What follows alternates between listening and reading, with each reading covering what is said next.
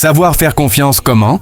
Malabar Sadiki Sadan a parvenir à être un petit leader depuis 2009.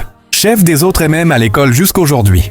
La confiance est indispensable à toute relation humaine et les relations dans l'entreprise n'échappent pas à la règle. Savoir faire confiance quand on est leader, c'est avoir la capacité de déléguer des tâches à ses collaborateurs, mais aussi de prendre en compte les avis, expertises et aspirations en réunion, en donnant toute l'autonomie nécessaire à vos collaborateurs. Dans la gestion des dossiers et projets, vous leur permettrez de s'épanouir pleinement et d'être plus performants. C'est ça aussi avoir du leadership.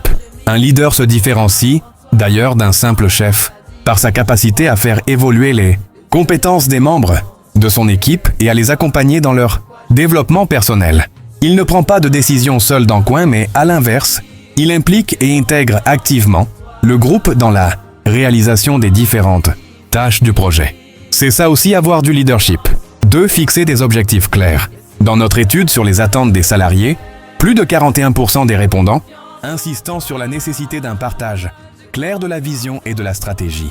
Pour donner du sens au quotidien, l'absence de vision partagée de l'avenir dans une équipe et plus largement au sein de toute organisation est en effet un élément déclencheur du mal-être et de la perte de cohésion des collaborateurs. Alors, soyez un leader inspirant en partageant clairement la vision de l'entreprise afin que chacun comprenne comment sa contribution individuelle rend possible la réussite commune.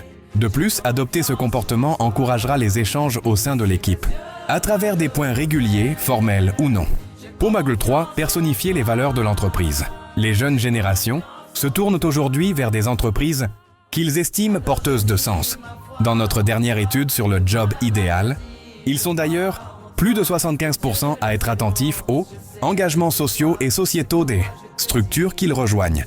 Il est donc nécessaire de fédérer les équipes autour de valeurs fortes en les partageant, mais aussi et surtout en les incarnant. Vos actions doivent refléter les valeurs de l'entreprise et cela même si vous êtes un manager de transition.